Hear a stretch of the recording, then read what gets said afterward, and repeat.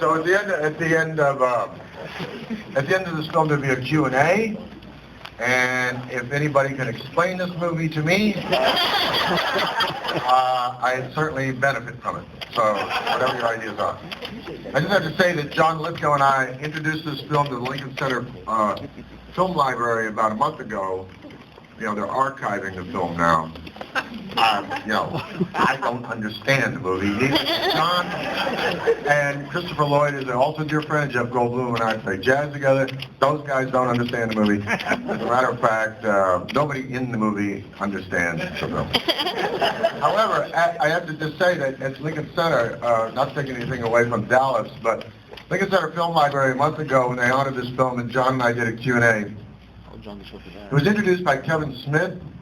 You know him, Clerks, and very articulate guy, and he gave an analysis of this film, which I'm going to rip off a bit, because John and I looked at each other and said, wow, we wish we'd have known what he knew. Before making a movie, we might have done something else.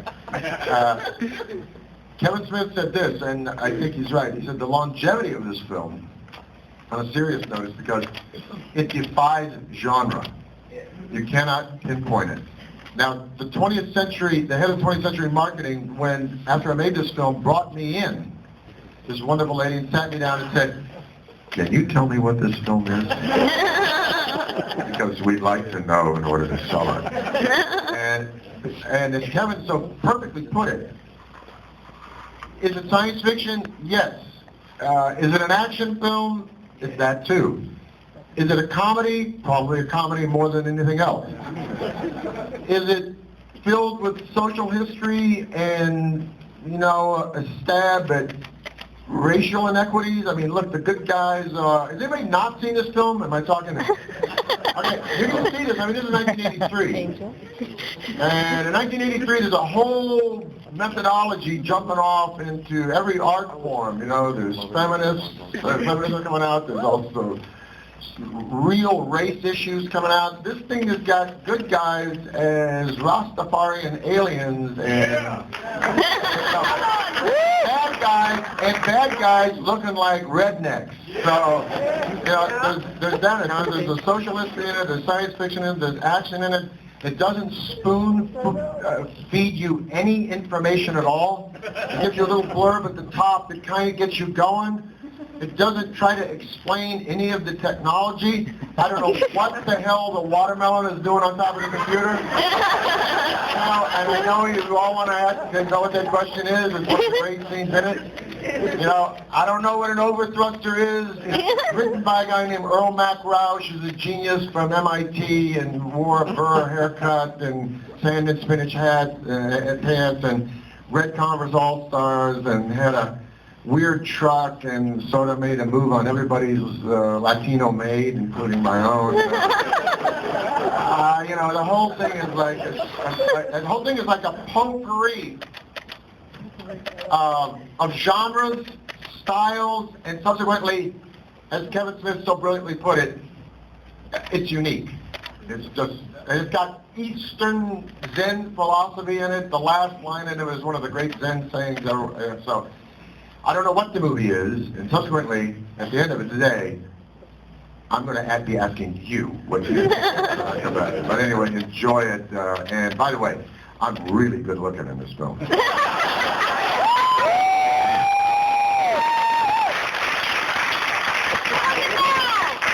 I was looking at the resource rate of Lincoln Center, man, and I was looking at I thought to myself, man, you know something? Even I would have done me.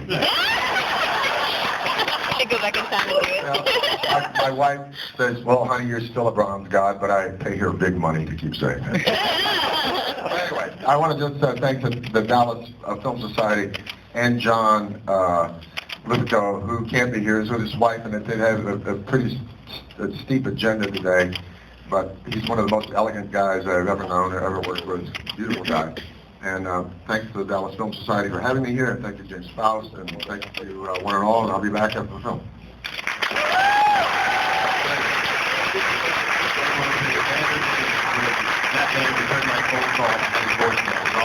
All right, you guys stay here. There'll be a great Q&A with Mr. Weller and Robert Wolanski, and trust me, you don't want to miss that.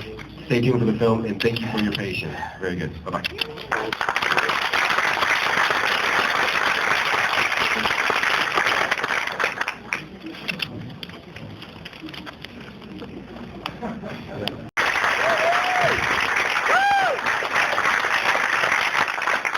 One of my heroes, by the way.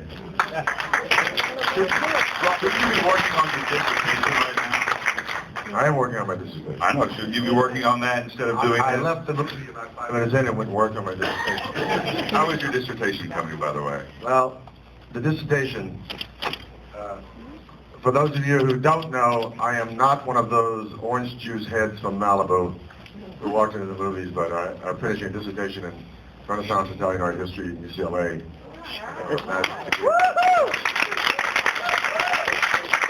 Just working. And the same thing from Syracuse University in Florence, so I spent a lot of time there. I have always thought that you are, that Buckaroo Banzai may in some way be the closest to you of any character you have played, given you're a hell of a trumpet player. Yeah. Yeah. Well, And that's why you went to North Texas State to That's study right. music. As a matter of fact. You are a writer. You are a art historian. You are the Renaissance man that we see up there. Well, you got to do it all, man. You know, you got the time, you got to do it. You only go around once. There's no rehearsal. Well, it goes back to something I believe Elia Kazan said to you, which is that if you are going to be a great actor, you have to live a great life. Yeah, he said. Anybody know who Elia Kazan is? Elia Kazan, for better or for worse, I mean, he got knocked because he participated in the HUAC hearings in 1952, but so did Jerome Robbins and a lot of other people. But I don't forgive Elia Kazan that, but he is a mentor to me, and he is one of the, if not the seminal director in naturalistic cinema, and a discoverer of Warren Beatty, Julie Christie, Marlon Brando, James Dean, I don't know, his list goes. But he did say this.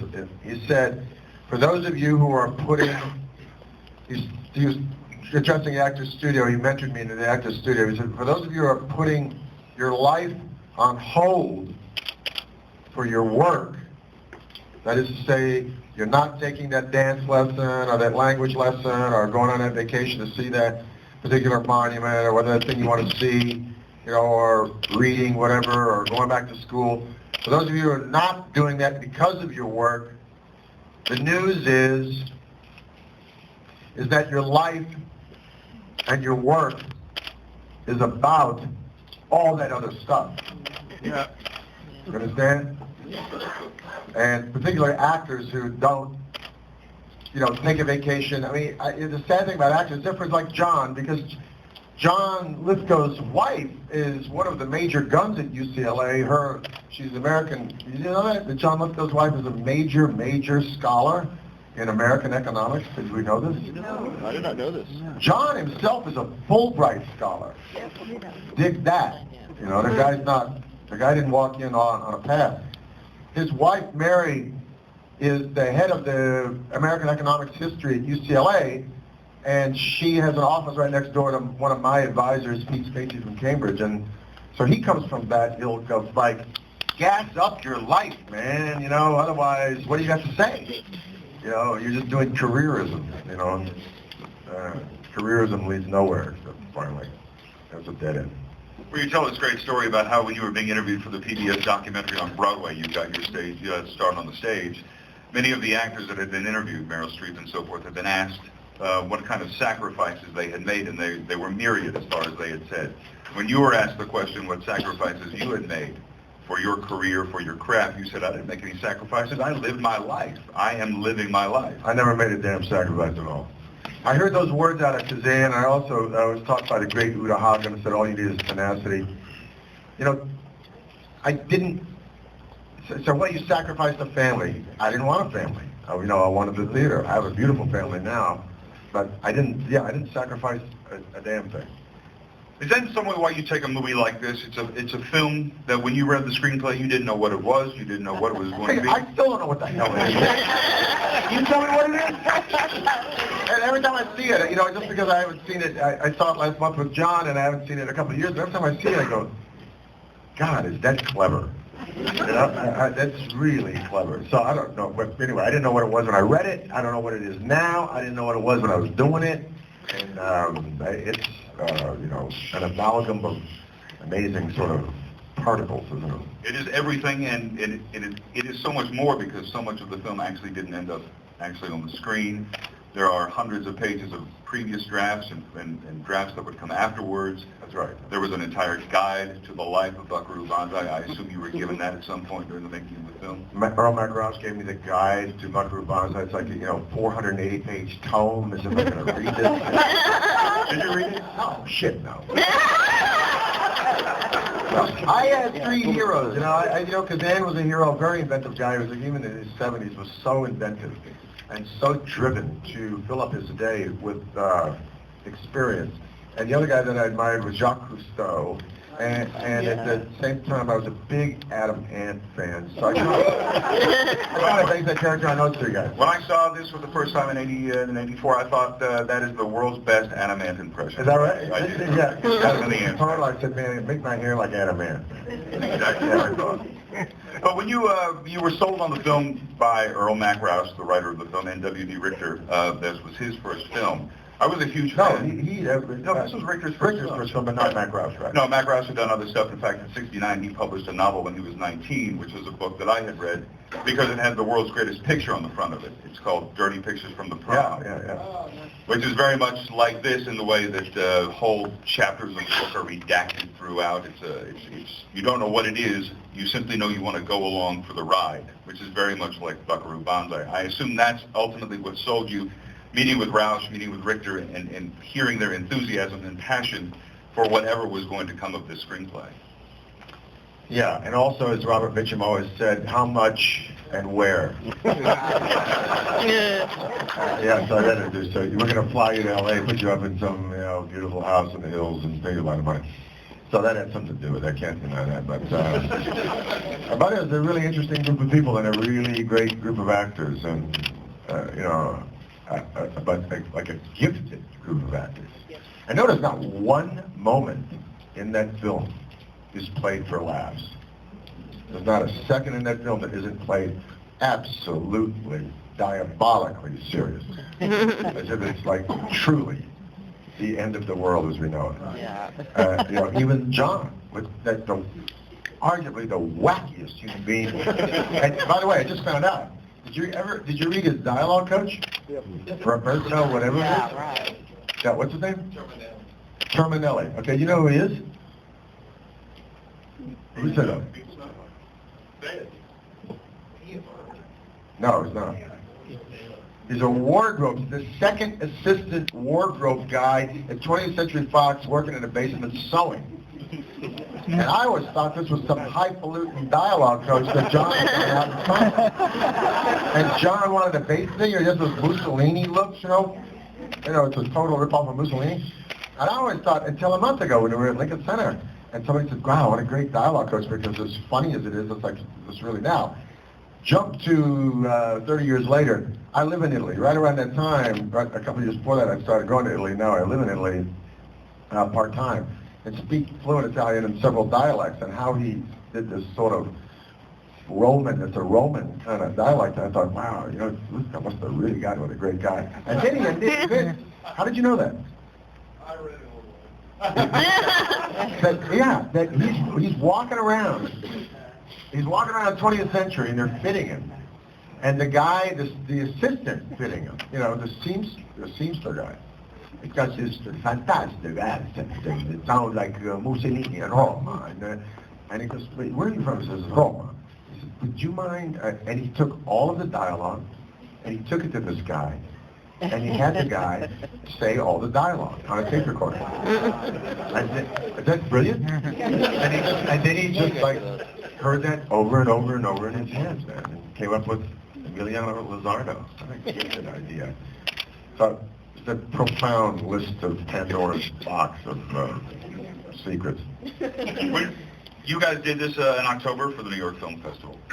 We're here. You watch it, I assume, every now and then. At what point did you realize after this film that it cost $12 million to make, made around $6 million? That's right. It was well reviewed. I think the myth around it is that it was not well reviewed, that it only established its No, it's very later, well but it was Pauline Kael loved it, said it got a great review in Time. It got many great reviews. I think the only negative one may have been the New York Times, and even that was a little it was on the positive. Yeah. So, at what point did you realize that this was not just going to be this thing that you left in its wake, that this wasn't going to be one of these movies that you made, maybe because you enjoyed it, maybe because you got a nice house and a nice paycheck out of it, but this was going to be a film that 27 years later, you were going to be talking about, thinking about, watching, and having this interaction?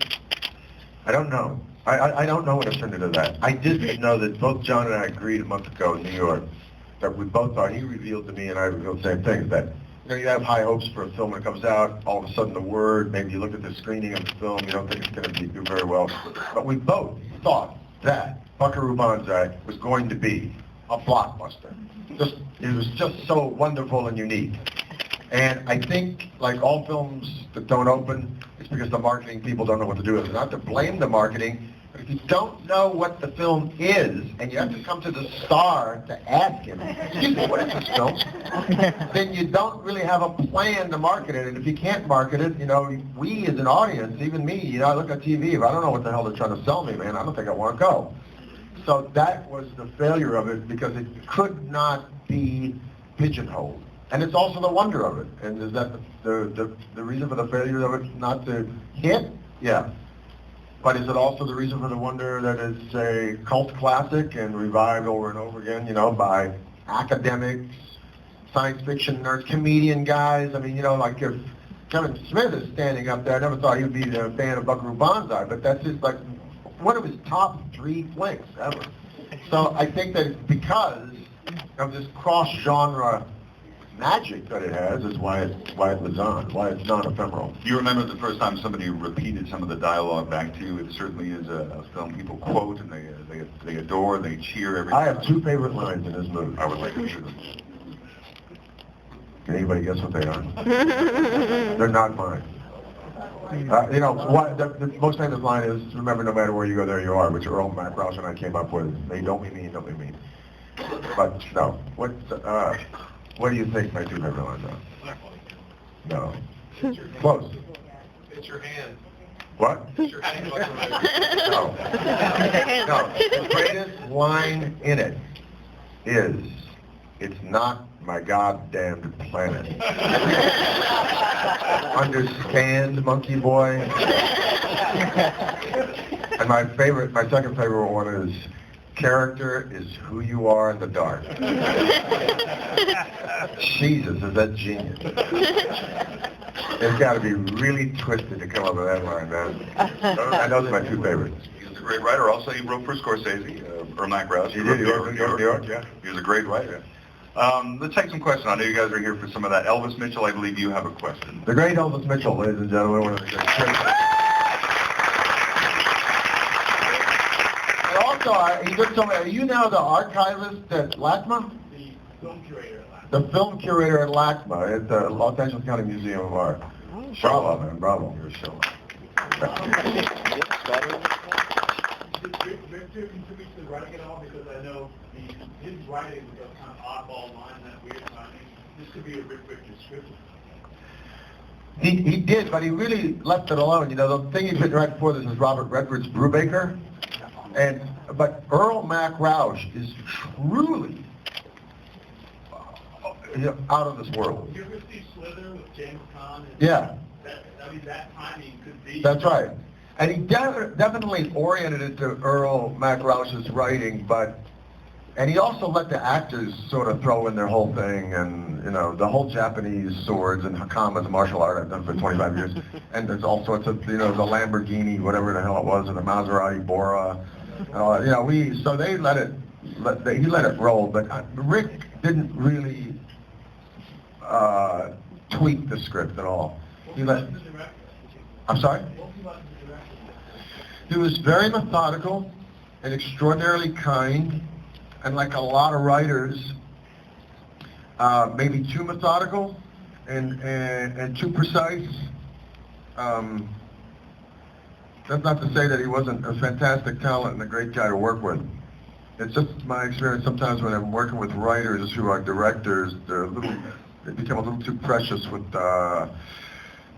events and the structure, you know, they don't let it sort of bang on. But we didn't know, you know, we were all going to Rick for answers with this thing, you know.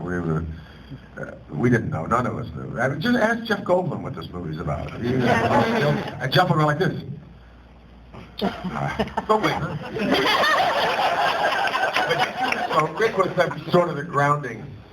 But you had to know a little bit more about that at the time while you're shooting it. There is so much deleted. There is the famous deleted opening sequence with Jamie Lee Curtis as your mother, the home movies. Jamie Lee Curtis was my mother, that's right. Right. There is an entire, there are a number of missing scenes regarding this character, Hanoi Shan, that Right. sort of lends to a darker, more tragic version that might have been what Buckaroo Banzai has become. Yeah. I mean, so you do know going in that there is something else sort of underlying what you're making here, right?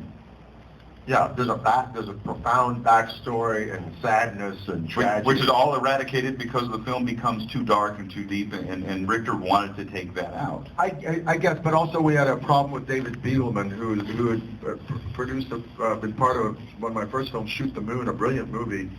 And Beetleman was a great guy, sadly offed himself, I think, I don't know, was that 20 years ago, but Beetleman did not want the film to go dark. As a matter of fact, as John said to an audience a month ago, there's two looks in this film. The guy who shot Blade Runner, Jordan Cronenweth, was the original director of photography. He shot half the film. And you can literally go through the film and see the real stylized, filtered, and sort of mise-en-scène camera moves that he did in Blade Runner in this one, like the restaurant, I mean the bar sequence with Ellen, the beginning of it, no. So in the interior, all the interiors are his, essentially, part of the end of it, and you can see the distinctions of it. And Beetleman did not like Jordan Cronenweth's photography, thought it was too moody, too dark, too much like Blade Runner. He wanted all that Hanoi Shan shit lifted out of it, and he wanted to run it like a big action adventure. And so I think that Richter and Earl Mac Rouse were really climbing uphill with Beetleman, because Beetleman did not see the vision of the film. Did it disappoint you that it became a different film in the editing room, and because of Beetleman and because of what he wanted from it? It was very disappointing to me that they let Jordan Cronenweth go. And it shot about 8 weeks out of the 12, because that photography is just staggeringly beautiful. Well, there are some, it is amazing when you look at the film that there are different, it feels in some ways like it's two different films put together, because also I believe there's some money issues that arise at some point. The masks on the red electroids don't look as nice in some sequences as they do in others. But, yeah. Is that also? I don't know, man. You know, it's like, yeah. Did you notice that already? Yeah. Yeah, they look great in some, and they don't look good. Right. Money is always there. It's always an issue. We'll go to the very back. Peter, thank you and congratulations on a wonderful movie and welcome to Dallas. This movie is special to us because our first date was at Buckaroo Banzai. Oh, that's sweet. Oh, really? That's sweet. That's just, If nothing else, it will get you laid. I'm happy for it, man. It got me laid. By the way, I would have sex with that guy up there. 25 years ago, yeah, you would have. But, That's great. I'm really honored. but thank you for coming, and this is just a great day for us also. But I have a couple questions. First, I would like to call it a sci-fi satire. If it helps you at all, you're welcome to bond it. Yeah, I appreciate that, but I don't think it's a sci-fi satire. Okay, well, satire is sci-fi, but it's more than that. I don't know. I don't know. Okay. Well, But just as a note, my friend Jim Mahoney, one of my oldest friends, Jim Mahoney, who's now retired, but recently was the Dallas Morning News, the editor of photography, is sitting right here. Wave your hand, Jim. Wave your hand. You guys were roommates at We were roommates in North Texas State. I'm not going to tell you all of his behavior, but when Buckaroo Banzai came out, just a note on Robert's thing about, like, a hit, right? Buckaroo Banzai comes out, Jim goes to see it, he goes, God, that is really profound movie, man. I come down here to visit about a week after it's out, and we stopped by the 7-Eleven, and, you know, like, the first time he's ever known one of his friends who made good as a star of a film, we walk into 7-Eleven, and we're buying some beer, and he goes, you know who that is? It's Buckaroo Banzai. This girl goes, who gives a shit? Oh my God. I've been told we have only a little bit of time here because they need the theater, but I'm going to, yeah. Aw. That's totally good question. First off, it looks like a really badass behind the wheel there. Did they give you any special driving training? No, I'd gone through Bob Bondurant's training. I was driving all my life, man. I was a Ferrari owner and a Formula Ford driver. And, no, it's not guys. Those guys aren't going to give me. And what was it like working with Vincent Schiavelli? I love Vincent Schiavelli, man. He was a great cook and a great show, and he was a really, a cultural elite. I'm sorry he's gone, man. He was a beautiful cat, man. We got one more. And I'm going to finish with one anecdote about Chris Lloyd. Yeah, but quick question. Can't do it. They did the try, television series, sequel, so forth. Bruce McNall went to jail for bank fraud. David Beagle shot himself. It's all loaded up into all sorts of bullshit, man. I don't, they keep saying they're going to bring it back. Well, you know what? We're all going to be long gone before they make a sequel on this. Roush is he's doing a book. He is doing a book. But Roush can do a book. Right. He can't do another movie. But listen, I want to finish with this thing about Christopher Lloyd. Christopher Lloyd is along with Lithgow, one of the great human beings walking planet Earth. We did 3 plays together, 3 movies together. He is, a savant, and he comes from an extraordinary wealthy family in Connecticut. And he was an accidental child when his mother was 50 before it was heard of, so he grew up in a mansion in Connecticut. And he's, you read 5 magazines at a time. He looks like an axe murderer, right? But he is truly crazy. Now, did anybody read this in the newspapers? About 4 years ago, there was a huge fire in Montecito where he lost he lost his home, he lost his art, he lost all this stuff. He was on the news, right, and he was talking about, it's sad, and he'd cry, and, he lost all this stuff. Okay. At UCLA, I had an advisor, Italian Renaissance art history. John asked me to tell the story to you all because he knows it. I had an advisor who is from London and who immediately, 7 years ago when I entered UCLA, resented me straight out. She resented the fact that I was older, that I was a guy, that I had some money, and that I was part of the media. I was not one of her endearing little London students who was scratching at the bedposts of art history to come up. So it wasn't going to happen. About 3 years in, I realized I'm not going to get any scholarship funding, I'm not going to get any awards, or apply to all these academic stuff. This is dead. She finally starts yelling at me in emails, and I fired her. I went to the dean, fired her. Dean says, okay, you got to get a new guy, and you've got to get a Renaissance guy, and it's got to be in the UC system. Okay, there's a wonderful young guy at UC Santa Barbara named Robert Williams who I'd sourced in my PhD classwork a lot. And I email this guy praying that he does not know who I am. And I get all of my scholarly friends from England, from Germany, from Italy, everywhere, to email him to say he's a legit deal, and I asked them all not to mention that I'm a member of the film community. The guy says, okay, I will take a meeting with you in Santa Barbara at a little trattoria for 1 hour to decide whether I want to take you on for your PhD. I drive up with the district manager of Popeye's Fried Chicken. He's about 350 pounds. He talks like he's from Texas, except he's from Thibodaux, Louisiana. And he talks like that. I said, Aaron, you have to disappear during this meeting. And then I will kind of wave to you if there's good news. He says, no problem. I'm sitting down with this guy, Robert Williams. Long story, a little bit longer. He says, okay, what's your dissertation? I give him to the academia. I'm walking through it. He says, this is very fascinating. He goes, good. He says, why did you split it? I said, well, we had differences, but we like to work with you. I've sourced you a lot. The guy's a tennis player, very athletic, very straight guy, man. I think I got this guy. In walks Aaron. And goes, hey, this is the professor, hey! I've managed Popeyes, and all of a sudden it becomes about Popeye's Fried Chicken. And I see I'm losing the guy. And I'm like, yeah, Aaron, thanks. And just about I said, Aaron, we really have to talk academics here. Oh, I'm sorry. So he quiets up. I'm now reeling the guy back in. And who walks by the Italian restaurant? Christopher Lloyd. Who goes like this, the other voice. Weller! And that's how big he is. I mean, Lloyd is that big, all the time. And he walks in somebody like John Huston. Walks in and goes, God damn, Lord, Jesus! Yeah, and that's this professor. Give a shit who the guy is. Right next to our was, I know this guy? You know how I know? We acted in the theater. We've been in the theater. 1971, 73, movies, Butch and Sundance, goes in the whole list, and this guy now goes like, are you Christopher Lloyd? You're Christopher Lloyd, the actor. You know, he becomes starstruck. He said, yeah. He said, and then he looks at me, and I could see it all going away. Going away. Lloyd has blown it, man. He looks, you're the actor, Peter Weller? I said, well, you know, when I'm doing academia, I'm only an academic.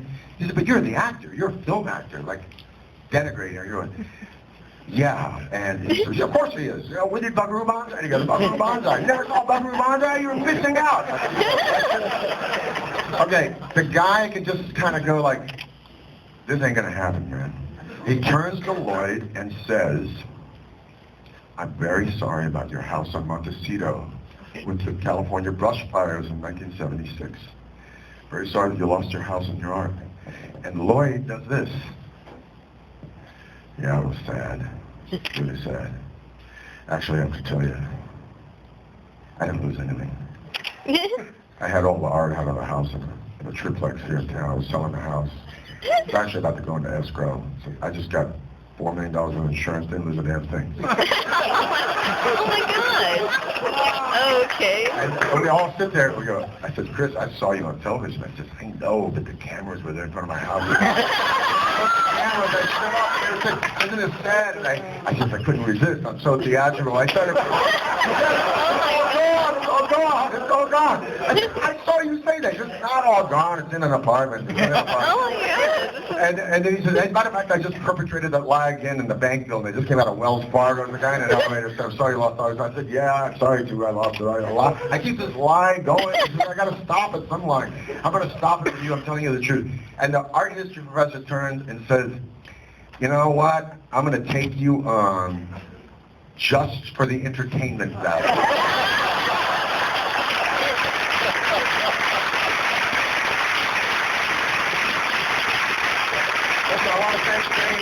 Thanks to Robert and the Dallas Film Society for inviting me down here. I came down here just to celebrate John and the film, but I didn't know I was going to get to speak, but I'm very honored that you all came to see the film, and I'm honored to be part of the film and honored that Robert interviewed me, so God bless all of you. We got to do this again. We got to do this.